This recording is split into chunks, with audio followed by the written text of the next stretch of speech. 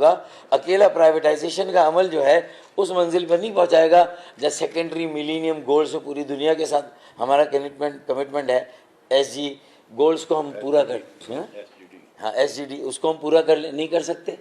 तो इसका मतलब है कि हमारे उसमें कैनवास में सारी चीज़ें हमें पता होनी चाहिए और कोई भी पॉलिसी आइसोलेशन में नहीं बननी चाहिए, वो सारे फैक्टर्स को सामने रख के बन। अब ये ताजरों के ऊपर जो माजरत के साथ टैक्स अलल टप डाला गया, अलल टप, रात सोए सुबह उठे तो कहा कि भाई हमें ख्वाब में ये लगाया कि 60,000 रुपये थोड़ी जो अच्छी दुकानें नज़र आ रही हैं उस पर डाल दें, उसके बाद ये रेट लगा दें इस पर।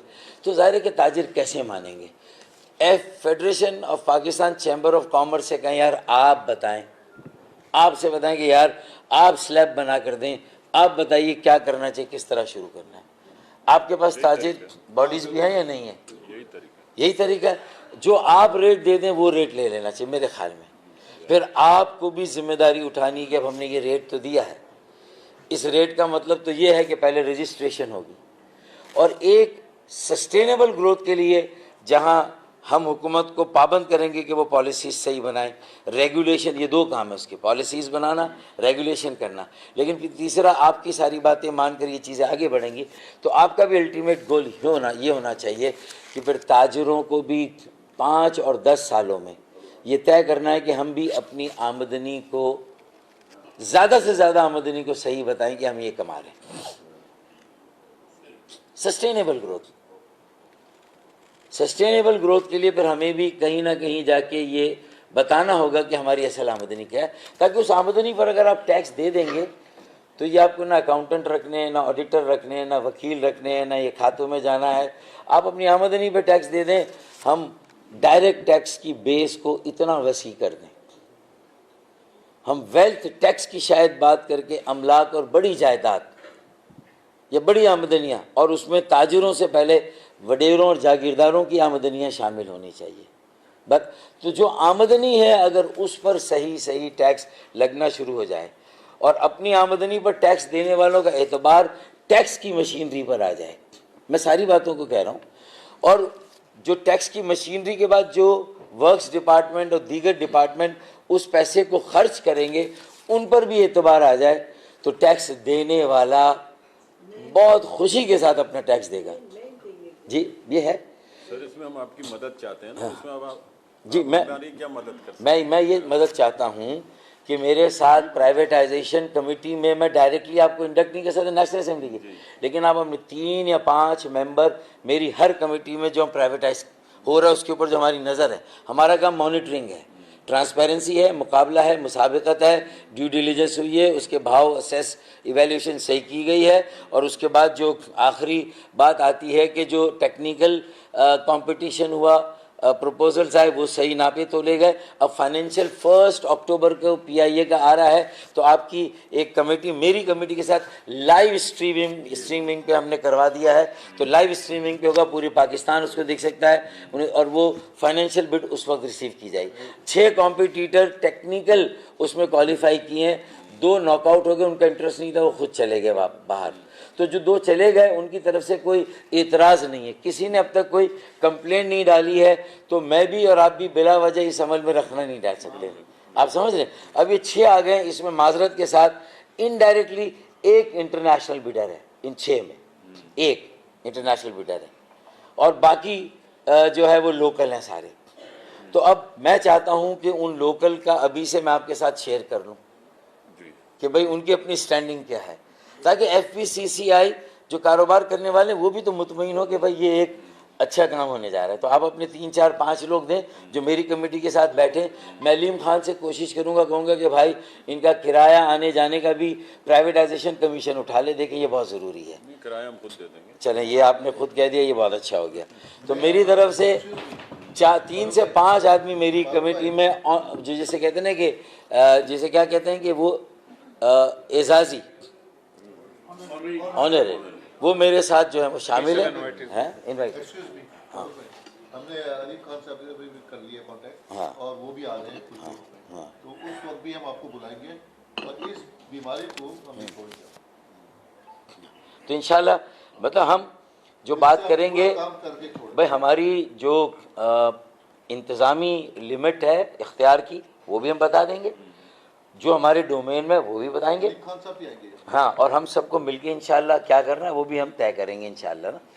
तो मुझे तो ये है कि ये कमेटी मुझे बहुत मेरी उस ख्वाहिश को पूरा करे जिसमें बिज़नेस कम्युनिटी को ज़्यादा से ज़्यादा चीज़ों में, और IPPs is not the domain of privatisation standing committee, लेकिन मैं आपको ये भी, हम खिंचतान के IPPs को भी इंशाल्लाह ताला किसी न किसी तरह, वो जो 52% का अहमद चिनॉय कह कर गए, अगर उसमें वाकई में हुकूमत की है 52%, तो लेकिन अगर IPPs कैपेसिटी चार्जेस लेती हैं, टेक हो रहा है, पे हो रहा है, कि टेक एंड पे नहीं हो रहा, कि बिजली ले नहीं रहे फिर भी पैसे दे रहे हैं, और 2000 अरब से ऊपर चला गया है हमारा ये खर्चा।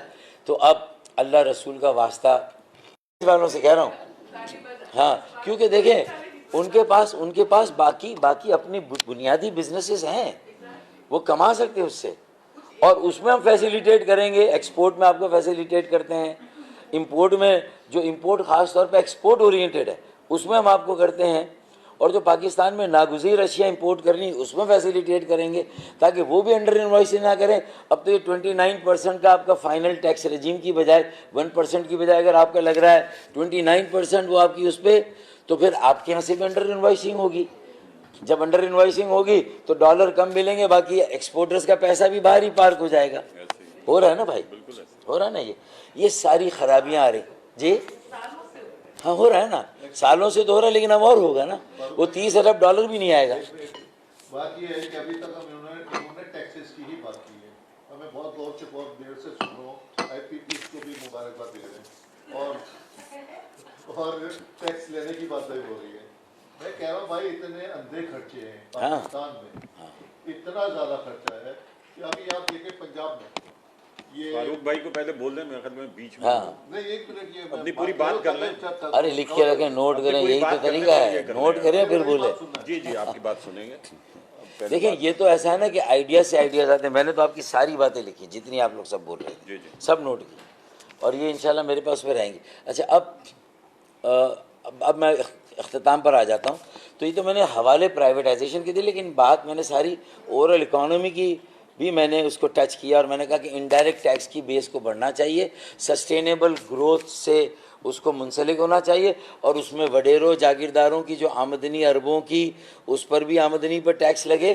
फिर हमारे ताजिर भाई हों, कारोबारी हों, सनतकार हों, वो भी आहिस्ता आहिस्ता बतदरीज, मैंने नहीं कहा कि आप रातों रात अपनी सही आमदनी डिक्लेयर कर दें, मैं नहीं कह रहा, लेकिन यह है कि बतदरीज हम भी आहिस्ता आहिस्ता रिस्क लें और अपनी सही आमदनियों को डिक्लेयर करना शुरू करें आहिस्ता आहिस्ता, ताकि देखें कि उस सही आमदनी को डिक्लेयर करने से मैंने थोड़ा ज़्यादा टैक्स दिया तो क्या इस टैक्स का आवाम को फ़ायदा हुआ। मतलब आप भी अपने पास गुंजाइश रखें, ये सहूलत वापस ले लें, बिल्कुल ये कह दें कि मेरा दिल सिर्फ तेरी ही मोहब्बत के लिए, जैसे कि इलेक्शन के वक्त हम कहते हैं आवाम से कि मेरा दिल सिर्फ तेरी ही मोहब्बत के लिए है, मगर ये पेशकश थोड़ी मुद्दत के लिए है। पहले तो दावा करता, पहला मिसरा कहता है कि मेरा दिल सिर्फ तेरी ही मोहब्बत के लिए, मगर ये पेशकश थोड़ी मुद्दत के लिए। तो आप भी कहें कि मैं अपनी सही आमदनी को डिक्लेयर करने लग रहा हूँ अल्लाह का नाम लेकर, थोड़ी देर के लिए क्योंकि मैं देखूंगा कि तुमने उससे फ़ायदा उठाया, मुल्क में कुछ अच्छे काम किए, ठीक है, कोई वो तो ना कोई प्रो को कुछ लो कुछ दो, तो ठीक है, इट इज़, मतलब मैं इस पर बिल्कुल लेना चाहिए बिल्कुल, हम तो इसी है। लेकिन फिर मैंने मेंटली प्रिपेयर किया ताजिरों कारोबारी, उसको भी मेंटली, और आप रेट्स दें उस पर हम लड़ते हैं, और वो रेट हम दुकानों पे करवाएंगे इंशाल्लाह, ठीक है ना। अच्छा, एक मसला ये हमने एड्रेस किया आपका, जो कि ताजिरों का है, और प्राइवेटाइजेशन में आपको इन्वॉल्व किया हमने, दो चीज़ें हो गई। अच्छा, अब उसके बाद मैंने बता दिया HBFC, उसके बाद है रूजवेल्ट भी आ रहा है, और उसके बाद 6 डिस्कोज हैं, ये लाइन है, तो ताकि आप मेंटली प्रिपेयर हैं। और 1 तारीख को बिड है, लेकिन पहली से पहले हम एक मीटिंग इस्लामाबाद में करेंगे जिसमें आपके 3 से 5 नुमाइंदे होंगे, और हम आखिर देख लेंगे, टेक्निकल प्रपोजल को भी समझेंगे कि जो 6 बिडर्स हैं वो कितने कॉम्पिटेंट हैं। एक हम नेशनल ऑर्गेनाइजेशन को दे रहे हैं, और उम्मीद है, और ये सुन लें कि 2 हिस्सों में PI को बांट दिया गया है। एक कहा गया है उसके एसेट्स, और एक उसकी एविएशन साइड, ये है उसकी कोर साइड, ये उसकी एविएशन साइड। कोर साइड पे 800 में से 600 अरब का कर्जा डाला गया कि आप दें, रूजवेल्ट बिकेगा, आहिस्ता आहिस्ता चीज़ें बिकेंगी तो वो कुछ ना कुछ हो जाएगा। और उसकी रीस्केड्यूलिंग हो गई है। और वो जो मार्कअप रेट है आज 19% का कितना है? 19.5। तो 19.5 के ऊपर नहीं बल्कि 10% पे बैंकों ने PIA के 800 अरब के कर्जे को फिक्स करने की बात की।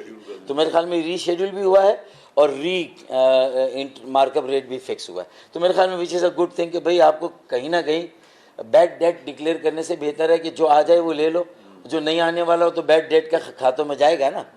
तो ये मेरे ख्याल में हमने इस पर किसी हद तक एग्री किया। अच्छा, 200 अरब कर्जा जाएगा बिडर पर, जो आएगा उसे जो असेसमेंट हुई PIA के असासों की, जहाज़ों की, फ़्लाइट के राउट्स की भी, राउट्स बड़े अच्छे हमारे पास, तो वो हुई है 155 अरब की। तो बिडर 45 अरब के खसारे से शुरू कर रहा है। और अगर एग्रेसिव इन्वेस्टमेंट उसने करके सारे राउट्स शुरू कर दिए तो 1 साल में वो अपने 45 अरब के खसारे को पूरा कर लेगा और वो दे देगा। आप समझ रहे हैं? और बाद में 1 साल के बाद ये प्रॉफिट मेकिंग होगा और अच्छी फ़्लाइट्स, इंटरनेशनल राउट्स आपको मिल सकते हैं। ये सारी बातें हमें वहाँ पर एश्योरेंस लेनी है जाहिद भाई, उस जगह बैठ के। तो ये हो जाएगा इंशाल्लाह। हाँ, सर्विस भी मिले लोग। अच्छा, अब ये हो गया। अब इलेक्ट्रिक सिटी पर और पावर पर हम आ जाते हैं। ये एक बहुत अहम मसला है हमारा। तो उस पर थोड़ा सा हम IPPs पर अहमद चिनॉय ने जो बातें की हैं, मेरी इनके साथ सिटिंग्स हुई हैं और कुछ चार्टर्ड अकाउंटेंट्स भी हमारे साथ हैं कि जो कि हमें के इलेक्ट्रिक की जो बैलेंस शीट है उसमें क्या है और IPPs की बैलेंस शीट में क्या है, वो सारी चीज़ें सामने रख रहे हैं।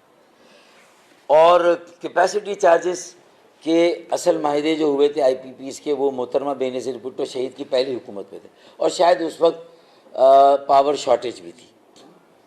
अल्लाह जानता है कि किसी ने कमीशन लिए नहीं लिए, ये सब हमें नहीं मालूम। अच्छा, लेकिन उसके बाद 2014 में, हाँ ये छोटा मसला है, 2014 में ये रिन्यू हुए हैं अभी जी, ठीक है ना।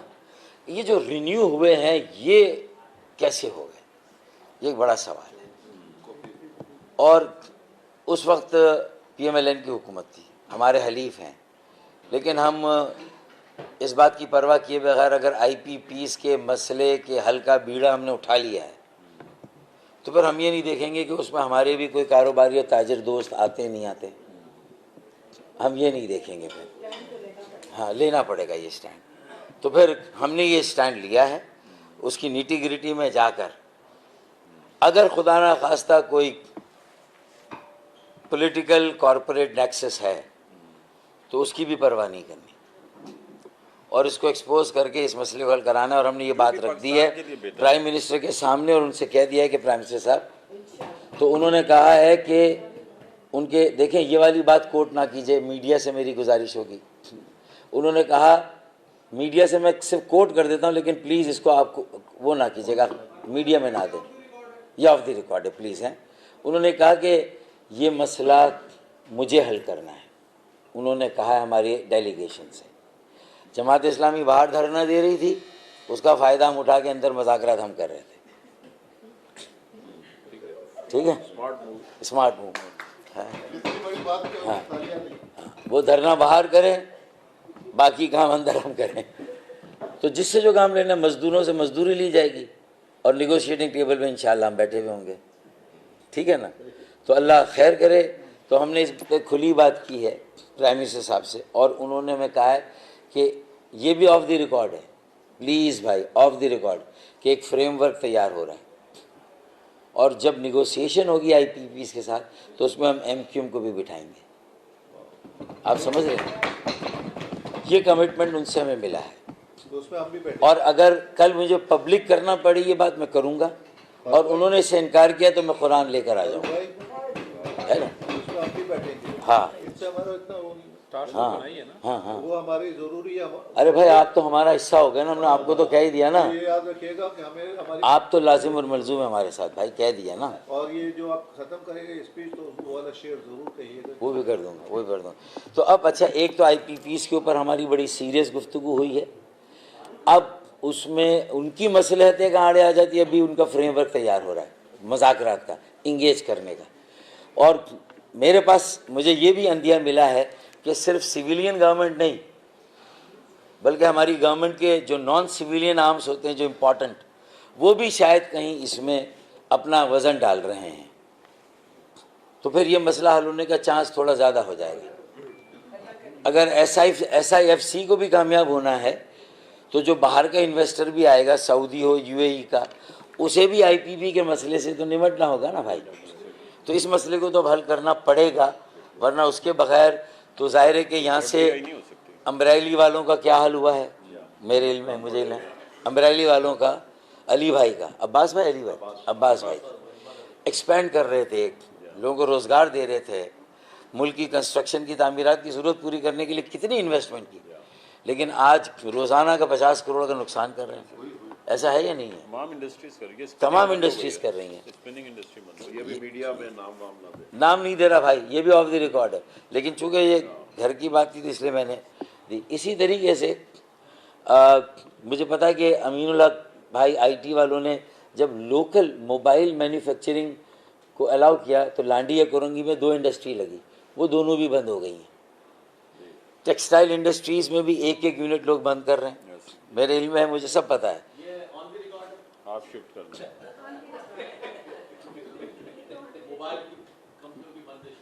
हाँ कर दें, किसी का नाम ना ले, हाँ मोबाइल मैन्युफैक्चरिंग की 2 फैक्ट्रियाँ लगी, बंद हो गई।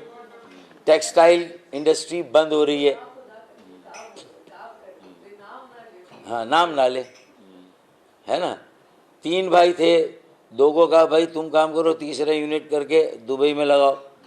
तो लोग इस तरह जा रहे हैं, ये हमें तो मालूम है, तो क्या ये प्राइम मिनिस्टर को नहीं मालूम होगा? क्या ये हमारे पिंडी वाले भाइयों को नहीं मालूम होगा? ये सबका कंसर्न है, किसी एक का नहीं है, हम सबके सर्वाइवल का मसला है ये, इस पर संजीदगी से सोचना होगा। तो है मुल्क का मसला है ना जाहिद भाई, अब मेरी आपके साथ थोड़ी रह गई है। तो अब अच्छा, सबको अपने अपने हिस्से की कुछ ना कुछ कुर्बानी देनी है, लेकिन जिन्होंने सबसे ज़्यादा फ़ायदे उठाए, उनको मेरे ख्याल में हिस्सा बकदरे जुस्सा उनको भी देनी पड़ेगी। और अब वक्त आ गया है, चाहे वडेरे हों, चाहे IPPs वाले हों, चाहे कोई हों। ऑल्टरनेट एनर्जी, आपने कहा ना कि हम 20 साल पहले हम कहते थे कि सारे टैक्स माफ़ करके खुली इजाज़त दे दें, विंड मिल को पोटेंशियल को एक्सप्लॉइट करें, सोलर को एक्सप्लॉइट करें, कर लें। ये रेवेन्यू नहीं है जो आप ड्यूटी लगा के इनसे पैसे ले रहे हैं, ये आप डिस्करेज कर रहे हैं इन्हें। और आपने रेवेन्यू उस वक्त, क्योंकि वो बाबू भाई था ब्यूरोक्रेसी का, उस बाबू भाई ने डरा दिया पॉलिटिशियंस को, और बाबू भाई के कहने पर ड्यूटियां लगा दी। आज ऑल्टरनेट एनर्जी में IT, ये 2 हैं चीज़ें जो मुल्कों को आगे ले जा रही हैं। ये दोनों चीज़ों में हम सबसे पीछे, वियतनाम चे पिद्दी का शोरबा वो आगे निकल गया, 200, 250, 300 अरब की उनकी एक्सपोर्ट हो गई, और हमारी स्टैगरिंग $30 अरब पर भी लड़खड़ा रही है। फिर कराची का अपना हाल क्या किया, जो जिस बेसाखी पर ये पूरा मुल्क चल रहा है, उसका क्या हाल किया आपने? तो ये इंफ्रास्ट्रक्चर,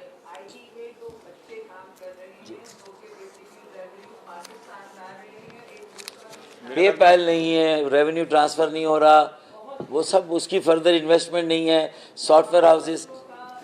बीच में इंटरप्ट ना करें प्लीज, बीच में इंटरप्ट ना करें। अच्छा, आपकी बात बिल्कुल सही थी, आपने कहा था कि 7% लोग बैंक पे काम कर रहे हैं, तो बाकी तो नहीं कर रहे।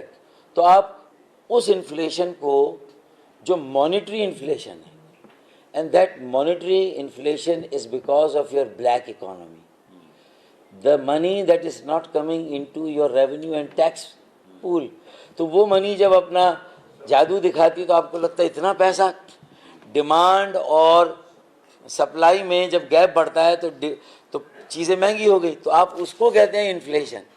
वो इसलिए कि आपने वो टैक्स आमदनियों पर पूरा वसूल नहीं किया, वो जो कमीशन आपके ठेकों में आपने और आपके जो थे उन्होंने लिया, ये तो उसकी वजह से इन्फ्लेशन है, और आपने उसका भी जो है वो उसका भी आपने बेस बना के आपने कह दिया कि भाई बैंक के रेट्स कम होंगे, वो हाई हो जाएंगे।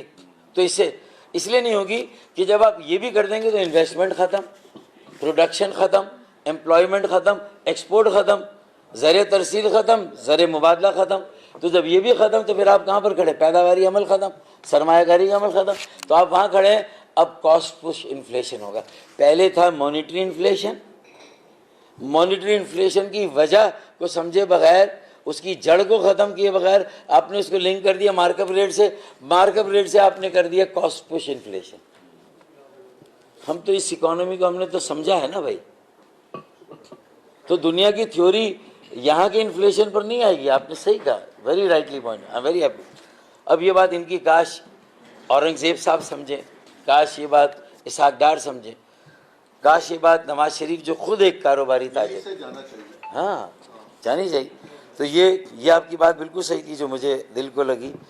तो अब ये टैरिफ्स ना रेजिडेंशियल लाइफ के लिए कंड्यूसिव हैं इलेक्ट्रिसिटी के, ना ये टैरिफ्स इंडस्ट्रियल लाइफ के लिए जो है वो कंड्यूसिव है। ना इंडस्ट्रियल लाइफ सरवाइव कर सकती है, ना रेजिडेंशियल। अब हुकूमत को बराए, यानी अब मैं इकोनॉमिक रिफॉर्म्स की एक 2-3 बेस बता दूं। ज़रिए आमदनी पर इनकम टैक्स नंबर 1, और जहाँ जहाँ आमदनी आहिस्ता आहिस्ता 5 साल 10 साल में उन तमाम आमदनियों को अपनी revival of economy, stabilisation of economy और सस्टेनेबल ग्रोथ ऑफ इकोनॉमी के साथ जोड़ें।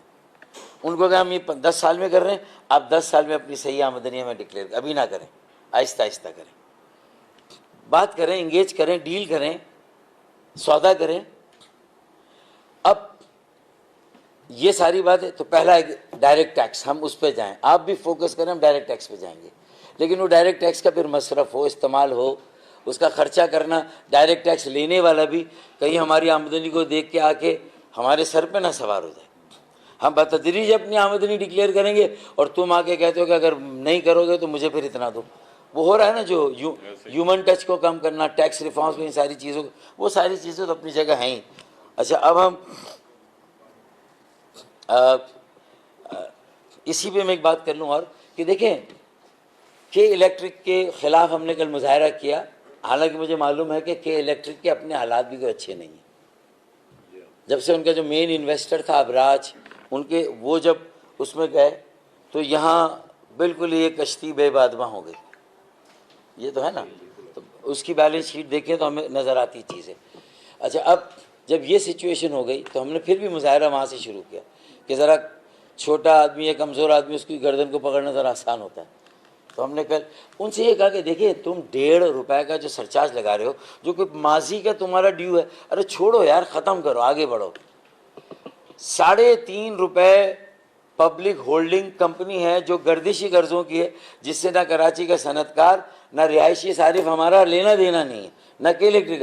तो 3.25 3.5 5 रुपये तो कि कराची वालों के ऊपर, सनतों पर भी और रिहायशी सार्फिन पर स्ट्रेट कम हो सकते हैं। एक सरचार्ज है कि इलेक्ट्रिक का, और एक 3.25 3.5 रुपये का पब्लिक होल्डिंग लिमिटेड का एडिशनल सरचार्ज। ये अभी ख़त्म हो जाए तो कम अज़ कम मैं और आप इकोनॉमी में ज़्यादा हिस्सा अपना डाल सकते हैं, है या नहीं है? 5 तो ये कम हो सकते हैं। तो हमने ये वज़ीर आज़म से बात की। फिर उसके बाद ये जो तेल की कीमतों में इजाफा होता है, और पंजाब में कितने अरब की रिस्पाइट दी गई? 14 रुपए की, 14 रुपये, 40 अरब रुपए, 40 अरब रुपये दी गई। अच्छा, अब अगर इस तरह खेलना है, मतलब है कि पंजाब सिंध खेलना है, तो फिर हमें इजाज़त दें, हम सिंध का जो कोयला है उसकी डायरेक्ट उसकी लाइनें डाल दें कि इलेक्ट्रिक के साथ, तो 2000 मेगावाट मुझे मिल जाए, मुझे किसी की चाहिए ही नहीं बिजली। 4 रुपये में बनती है कोयले की, 6 रुपये पर यूनिट बनती है, तो फिर मुझे वहाँ से लेने दे। फिर मेरी गैस भी सिंध की है भाई, 12,000 30,000 मिलियन क्यूबिक फीट मेरी पैदावार है, कौमी पैदावार गैस की। उसमें से 12,000 दी जाती है फर्टिलाइज़र प्लांट्स को, 18,000 में सनतें और 18,000 में चूल्हे मेरी बहनों के, जो बावर्ची खानों के। पूरे मुल्क के चूल्हे और पूरे मुल्क की बाकी सनतें, अगर उन्हें कोई गैस मिलती है तो वो 18,000 मिलियन क्यूबिक फीट में से मिलती है, ठीक है ना। 12,000 तो जा रही है एक ऐसे शोबे में, वो भी सर सब्सिडाइज है। बहुत सब्सिडाइज, यस, उसके भी पूरे रेट नहीं ले जा रहे। अब ये नेशनल पॉलिसीज़ हैं, जो बोओगे वो काटोगे, आज काट रहे हैं, लेकिन उसका बोझ सनतकारों, ताजिरों, कारोबारी हजरात और आम शहरी और मिडिल क्लास और सैलरीड क्लास पर जा रहा है। जो कमा रहे हो तो कमा रहे हैं, चाहे फर्टिलाइज़र प्लांट हो, चाहे IPPs हो। भाई अगर मुझे बाहर से मैं इंपोर्ट कर लूँ खाद जो सस्ती है, तो साली मैं वो खाद क्यों लूँ जो मेरा खाद का कारखाना बना रहा है, मैं क्यों खरीदूँ उससे? राइट भाई, फ्री मार्केट इकोनॉमी पे जाए ना फिर आप। लेकिन मैं पाबंद हूँ, इंपोर्ट पे बैन है खाद के, मैं खरीदूंगा वही जो मुझे बेची जाएगी। तो कौन सा किसानों को आपने 10 रकातों का सवाब दिया, उनको भी कुछ नहीं मिला, उन्हें भी महंगी खाद लेनी। ये चीज़ें एक दूसरे के साथ उलझ गई हैं। आप एक विशियस साइकिल है, शुरू कहीं ना कहीं से करना पड़ेगा, लेकिन फिर सारी क्रॉनिक खराबियों को ख़त्म करना होगा, वरना एक खराबी को दूर करने से ये अहदाफ हासिल नहीं होंगे। क्या अहदाफ है? Cost to do business is not the government job, number 1।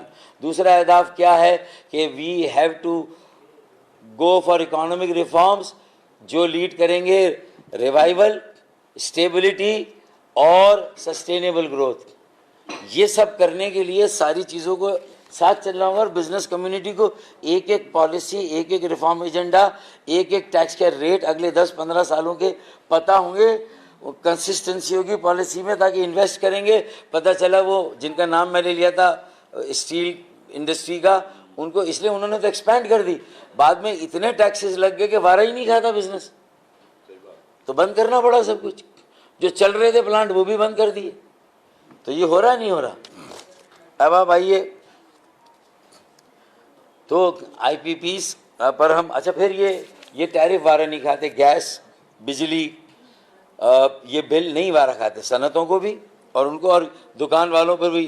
तो मैं मुतालबा करता हूँ कि जो FPCCI ईमानदारी के साथ, दयानतदारी के साथ, जो इनकी वायबल और फिजिबल बिजनेस में आए, आप भी कोई एक्सपर्ट या कंसल्टेंट लगा के इलेक्ट्रिसिटी के ऐसे टैरिफ सजेस्ट करें, और एक फ़ाइनल उस पर जाते हैं कि भाई ये रोज़ाना हम मर रहे हैं, तो हुकूमत को कहते हैं कि भाई एक साथ हमें मार दें, और हम अगर आज भी सर्वाइव कर सकते हैं तो कहीं और जाके हम फिर सर्वाइव करें। सीधी सी बात है ना, हम क्यों मतलब है कि घुट घुट के मरें?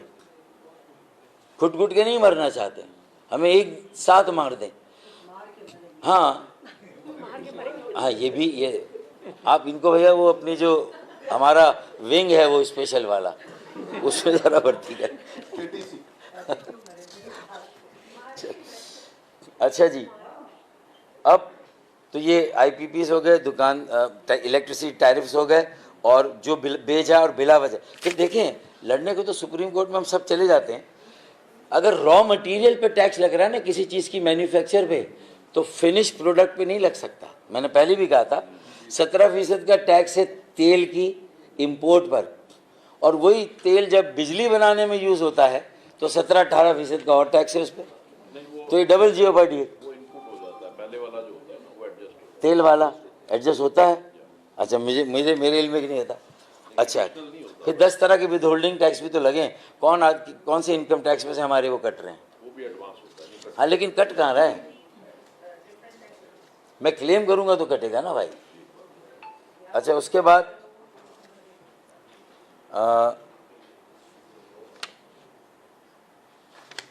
अच्छा, आखिरी बात मैं समझता हूँ कि आपके फोकल पर्सन्स की भी हो गई, इलेक्ट्रिसिटी की बात की। बाकी देखें, एक और भी रिफॉर्म एजेंडा पॉलिटिकल और कॉन्स्टिट्यूशनल, उसमें कॉन्स्टिट्यूशनल पॉलिटिकल में ये है कि आर्टिकल 140A की तशरी इंटरप्रिटेशन में सारे सूबों ने वो बल्दियाती क़ानून बनाया है जिसके तहत आपके 130 शहर और ज़िले चकड़े हुए हैं। सूबाई ख़ुद मुख्तारी के नाम पर रोज़ाना ज़बा किए जाते हैं, और ऐसे ज़िले और ऐसे मकामी हुकूमत, ऐसे शहरी हुकूमत जो कराची है, दूध देने वाली गाय कहें, सोने का अंडा देने वाली मुर्गी कहें, एक बोटी के लिए रोज़ाना बकरे को काट देते हैं, ये सब मिसालें मौजूद हैं। तो कराची के साथ भी ये शुरू हो रहा है। तो अगर बशमूल कराची, लाहौर, पेशावर, कोयटा, 130 ज़िले हैं पाकिस्तान के, इन्हें अगर 140A के तहत MQM का एक कॉन्स्टिट्यूशनल बिल है, अगर 2/3 से वो मंजूर, और PTI भी इस पर आमादा है, उनके नज़रिए में भी ये बात शामिल है, और PMLN ने हमारे साथ मफाहमती याददाश्त पे दस्तखत किए हैं। आप कह रहे हैं ना कि इलेक्ट्रिसिटी के टैरिफ कम करें, आप डायरेक्टली एक्सपोर्ट पर 29% को कह रहे हैं गलत लगाया फाइनल टैक्स रेजिम पे। ये आपकी सारी चीज़ें खुद ब खुद हल हो जाएंगी अगर ये सारे 130 ज़िले और शहर तरक्की के इंजन बन जाएंगे। क्योंकि चाइना की तरक्की में जहाँ ये टैक्स रिफॉर्म्स हैं जो आप कह रहे हैं, जहाँ डायरेक्ट टैक्सेस ज़्यादा लगें, इनडायरेक्ट कम लगें, ये सारी चीज़ों के साथ, आपके मुतालबे के साथ, आपको एसेंशियली अपने एजेंडे में भी लोकल गवर्नमेंट, पॉलिटिकल और कॉन्स्टिट्यूशनल रिफॉर्म की कुछ बातें डालनी होंगी, वरना आप सारी चीज़ें हासिल करके भी आपकी कश्ती किनारे पे लगते लगते वहीं गर्दाव आएगा और किनारे पे पहुंचने से पहले डूब जाएगी। ये लिख के रख लो। हम डिस्ट्रिक्ट इकोनॉमी पे ही काम कर रहे हैं। करें economy with power and authority. देखें, economy, responsibility devoid of power and authority is not for an effective government. Your district autonomy, your local autonomy, your district economy, your local economy, your city economy and city autonomy, devoid of that responsibility, devoid of authority and power, is a no effective government. तो बस इसलिए मैं थोड़ा सा आपको उस political एजेंडे पे ला रहा हूँ। You are not a political government, but आप पूरी दुनिया के तीसरे ममालिक की तरह की बशमूल चाइना की 1 पार्टी रूल है, but just study their local government system. There is a competition. हाँ, और जो 400 अरब की शंघाई की एक्सपोर्ट है अकेले की, शंघाई की फॉरेन एक्सचेंज 400 अरब का शंघाई कमा के देता है, तो मेरे ख्याल में फिर कराची आपको 600 अरब दे सकता है, डॉलर में दे सकता है, क्यों नहीं। तो ये सारी चीज़ें हम कर सकते हैं, अल्लाह करे हो। तो इसलिए मेरी गुजारिश ये है कि जहाँ इकोनॉमिक रिफॉर्म्स में हमने IPPs की बात की, हमने SMEs को फ़रोग देने की बात की, इंफ्रास्ट्रक्चर की हमने बात की, जहाँ हमने इलेक्ट्रिसिटी टैरिफ पर इतनी बात की, छोटे ताजिरों को मुस्तस्ना करने की बात की, जहाँ एक्सपोर्ट पर बिला वजह की ये टैक्सेस से बात की, जहाँ IT और उस पर पैसे इन्वेस्टर्स के लाने की बात की, उसको फ़रोग देने, जहाँ अल्टरनेट एनर्जी को, ये है इकोनॉमिक रिफॉर्म जो हमने डिस्कस की। लेकिन उसके साथ एसेंशली कॉन्स्टिट्यूशनल पॉलिटिकल रिफॉर्म अगर नहीं आएगा जाहिद भाई, साकिब भाई, तो आप यकीन माने वी विल हेड नोवेयर, हम नहीं जाएंगे। इसलिए मैं आज आपको समझा रहा हूँ। मैं अपनी बात करता हूँ कॉन्स्टिट्यूशनल पॉलिटिकल रिफॉर्म, लेकिन मैंने कहा नहीं, मैं आपका मसला समझूँ, तो मैंने आपका मसला समझ के पहले आपकी बात की, लेकिन आपकी बात मेरी बात से जुड़ी हुई इंटेग्रली। अगर आपने, मैंने साथ अपनी लड़ाइयों को क्लब नहीं किया, अपनी जद्दोजहद को क्लब नहीं किया, मैं एसेंशियली सारी आपकी बातों को अपने मंशूर और रिफॉर्म एजेंडे का हिस्सा नहीं बनाऊंगा। आप अपने रिफॉर्म एजेंडे को मेरे रिफॉर्म एजेंडे का हिस्सा नहीं बनाएंगे मेरे, तो आप समझ लेना आप कामयाब होंगे ना मैं। आप भी कहेंगे यार MQ कुछ नहीं कर सके, हटाओ यार दूसरी पार्टी लाओ। आप सब भी नई नई पार्टियां लाते रहेंगे, मुल्क में भी, कराची में भी, लेकिन खड़े वहीं पर रहेंगे जहाँ आज भी। ये लिख के रख लें। इसीलिए अब मुझे आखिरी शेर पढ़ने के लिए कहा है उन्होंने, किसने, एक काम हमने और किया इस बजट में कि ये जब इंगेज किया हुकूमत को IPPs पर, इलेक्ट्रिसिटी टैरिफ पर, तो लगे हुए इस पर, हम अल्लाह करे कुछ इसका हल निकले।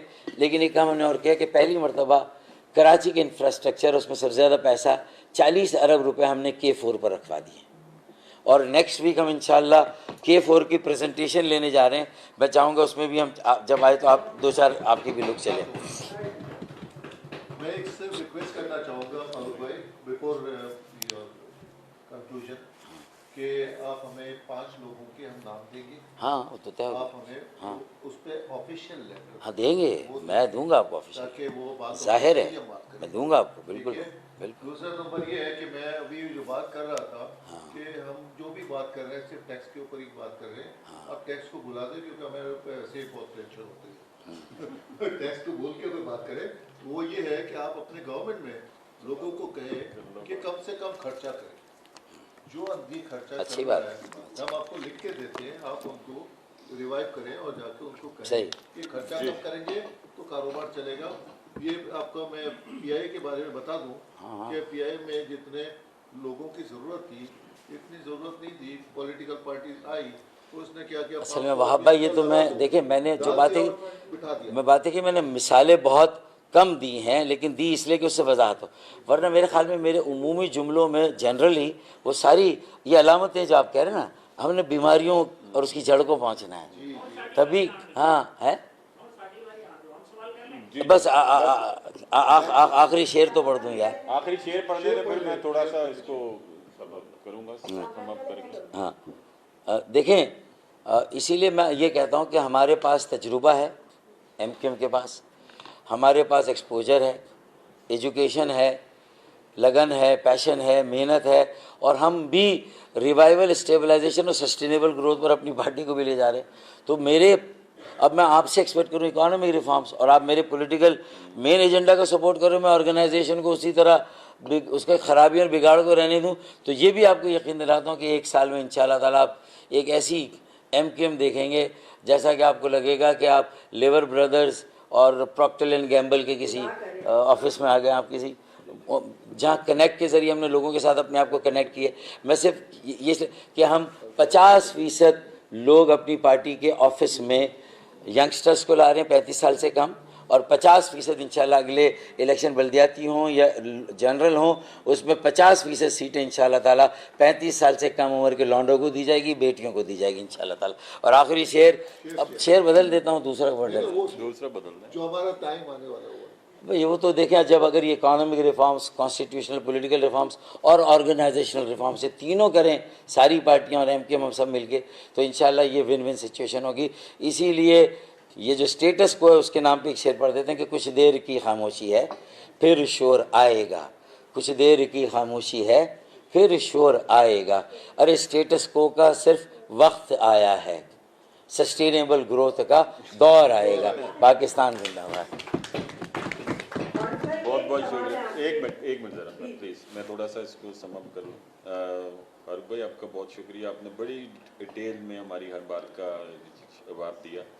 इसके अंदर बस मेरी गुजारिश आपसे ये है कि जो भी आपकी अगर क्योंकि आपने जो सारी बातें की, आप इसको बखूबी जानते हैं, हमें ये अंदाज़ा हो गया, तो बस गवर्नमेंट को आप हमारी तरफ से एडवोकेसी करें, और हमारी तरफ से हम आपको अपना एडवोकेट बनाते हैं, और आप हमारी तरफ से उनको ये करें बगैर फीस के। ये सब कुछ हम सब काम बगैर फीस के ही करवाते हैं। दूसरा भाई, जब आपने कह दिया हम अपना किराया देंगे तो फिर मुझे क्या कीजिए। जी, अब इसके बाद जो है मेरे ख्याल में आपकी इन तमाम बातों के बाद हमारे जो यहाँ पर पॉलिसी एडवाइजरी बोर्ड के चेयरमैन हैं मियाँ जाहिद हुसैन साहब, मेरे ख्याल में अब आपकी जिम्मेदारी और मज़ीद बढ़ जाती है कि स्टेट इकनॉमी के ऊपर पहले हमारी जो R&D और पॉलिसी एडवाइजरी बोर्ड बहुत काम कर रहा है, और अब मैं दरख्वास्त करूंगा आपसे कि अब इसके ऊपर जो इलेक्ट्रिक प्राइसेस, बहुत अच्छी बात की कि उनकी कितनी कॉस्ट आती है और उनकी एक्चुअली क्या उनको होनी चाहिए प्राइस, वो भी फेडरेशन बना के दे। और मेरे ख्याल में आपका पॉलिसी एडवाइजरी बोर्ड जो फेडरेशन का है उसकी और दुकानदारों पर टैक्स भी, हाँ, कहाँ से शुरू करें, पूरा एक बनाकर मेरे ख्याल में हमें देना चाहिए। हम फारूक भाई को भी दें और भी पूरा हम लोग अपनी एडवोकेसी करें। जी मियाँ साहब, आप कुछ? मैं सिर्फ फारूक भाई, आपने जो बिजली की कीमतों का मसला अभी बात डिस्कस की ना, मैं सिर्फ एक आपको कैलकुलेशन छोटी सी बताना चाहता हूँ मीडिया की लोगों के लिए। हम जो 2000 अरब रुपए कैपेसिटी चार्जेस पे कर रहे हैं, ठीक है, अच्छा, कतई नजर इसके कि ये कितने ज्यादा है, ये कितने कम है, ये इसको कैसे फाइन ट्यून किया जा सकता है, लेकिन एक सिर्फ जस्ट एक आपको आइडिया देने के लिए कि ये 2000 अरब जो है, इसको फर्ज कीजिए कि हम 25 करोड़ लोगों पे डिवाइड कर दें, ठीक, ये बनेंगे 800 रुपया पर पर्सन, ठीक है। अच्छा, लेकिन जब हम इसको बिजली पे डालते हैं, बिजली की कॉस्ट पे डालते हैं, ये बन जाता है 20 रुपए पर यूनिट। तो बिजली महंगी हो जाती है, और वो महंगी होने की वजह से सारा काम खराब हो जाता है। जरूरत इस चीज की है कि जहां हमारा 240 अरब डॉलर का डेट है, टोटल नेशनल डेट है, ये डेट हम वहां पार्क करें इसको, और उसका वहां मार्कअप पे करें। बिजली की कीमत जो है उसमें जब हम 20 रुपए डालते हैं, गरीब अमीर कोई भी दे नहीं सकता, लिहाजा उसको प्रोडक्ट या बिजली की कीमत पे डालने की बजाय उसको ओवरऑल जो डेट है उसमें पार्क करिए, उसमें डालें, तो उससे बिजली की कीमत कीमत हमारी यानी पेमेंट भी हो जाएगी और 20 रुपए यूनिट बिजली की कीमत भी कम हो जाएगी और उसके नतीजे में इसी साल 2024 जो है इसमें हम आपको 6 अरब डॉलर की एक्सपोर्ट बढ़ा के देंगे इंशाल्लाह। अच्छा देखें जाहिद भाई, आप बहुत माजरत के साथ, ये भी एक सिम्टोमेटिक क्योर है, जबकि the time has come for curative cure. या we may begin with this, it's a good visionary proposal as first step. आप बिल्कुल सही कह रहे हैं, लेकिन पता है क्या, 2000 अरब का अगर ये कर्जा है, ये जो IPP इसका ये पेमेंट है, कैपेसिटी पेमेंट, तो दूसरा जो गर्दिशी कर्जा भी है पावर सेक्टर का, वो भी कोई 600 अरब का सालाना है और अक्रू होके वो भी कोई 3000 अरब हो गया है या नहीं है? वो भी 3000 अरब हो गया। अब इसका मतलब ये है, और जो अगर आप ये 2000 अरब को वहाँ पार करेंगे, सही है, कैपेसिटी चार्जेस को भी, तो वहाँ ऑलरेडी हम 2000 अरब तो हर साल दे ही रहे हैं, 2000 अरब से ज़्यादा नहीं, वो दे नहीं रहे हम, वो दे नहीं नहीं, ये दे रहे हैं हम। नहीं नहीं नहीं नहीं, ऐसा है भाई, उसके सूद ही में हम फारिग हो जाते हैं। 2000 अरब तो सिर्फ सूद है, 240 अरब डॉलर वहीं खड़ा है। तो 2000 अरब, मेरे पास तो बजट की स्टेटमेंट है ना सारी, बजट में से 2000 अरब रुपया हम अपने जुमला सूद के कर्ज देने में दे रहे हैं, सूद और सूद का कर्ज, तो वहाँ भी दे रहे हैं, तो ये फिर डबल हो जाएगा, वहाँ 2000 के ऊपर 2000 और हो जाएगा, तो हमारे ओवरऑल बजट। लेकिन ये बात बुरी नहीं है कि बजट पे प्रेशर डाल दें और वहाँ अपनी आमद हो क्या रहा है, ये आप पे इसलिए डालते हैं कि बदमाशी है, बेगैरती है, भत्ता है, दादागिरी है, हट धर्मी है, इजी मनी कहाँ से आएगी? अबे टीवी का लाइसेंस भी लेना तो साला वो भी के इलेक्ट्रिक के बिल से लो, ये तो अभी हम, और KMC वाला भी इस पर डाल दो। और आप लोगों ने गौर नहीं किया, जब तक आप लोग, हम बिजली का बिल दे रहे थे, मशरकी पाकिस्तान के सैलाब का फंड भी हम 5-6 साल तक देते रहे। कोई पीटीवी नहीं देखता और उसका टैक्स भी हम लोग देते हैं। अब अभी कहेंगे तो मोबाइल पे और टैक्स लगा देंगे, वो क्यों देख रही हैं आप? चले तो एक क्वेश्चन है आपसे प्लीज, हाँ। कि आप सबको पता है कि कराची वालों ने आज सब लोगों को जिस तरह डिसोन किया, हम लोगों ने वोट नहीं दिए, लेकिन जिस तरीके से आप लोगों की गवर्नमेंट आई, आप मुझसे ज़्यादा आप जानते हैं। मैं सिर्फ इतना चाहती हूँ कि गवर्नमेंट की अयाशियों को खत्म करें, उनका बिजली फ्री, पेट्रोल फ्री खत्म करें आप उनको, क्यों हम लोग पे कर रहे हैं उन लोगों को। और दूसरा, कराची की सड़कें प्लीज अगर आप ठीक करवा दें तो कराची फिर आपका होगा। और भाई इससे रिलेटेड सवाल है कि कराची की सड़कों पर आप मोटरसाइकिलों पे घूमें और अवामी आप लोग आवाम में रहें, कराची की सड़कें अगर हम बात करें शहरी इलाकों की या फिर रिहायशी इलाकों की, वो इतना ही अबतर हो चुकी है, खस्ताहाल हो चुकी है। MKM जिसने कल एहतजाज किया इलेक्ट्रिक के खिलाफ के बाद, कराची की सड़कों पर आप कब एहतजाज करने जा रहे हैं? देखें, कराची की सड़कों की जिम्मेदारी में ये बरह रास्त हमारी जिम्मेदारी नहीं है, माजरत के साथ, क्योंकि तो पहले आपकी गवर्नमेंट की नहीं बाजी सुन ले, बल्दियाती इंतखाबात का हमने बॉयकॉट किया और उसकी भी वजह है। तो अब इसका मतलब है कि जो भी हमें आप कहें कि भाई क्यों किया, आपको होना चाहिए था, आप हमें क्रिटिसाइज़ करें, ये आपका राइट है, लेकिन हमने किया। तो अब हकीकत यह है कि मेयर कराची का ताल्लुक़ पाकिस्तान पीपल्स पार्टी से और वो कराची के बेटे भी हैं,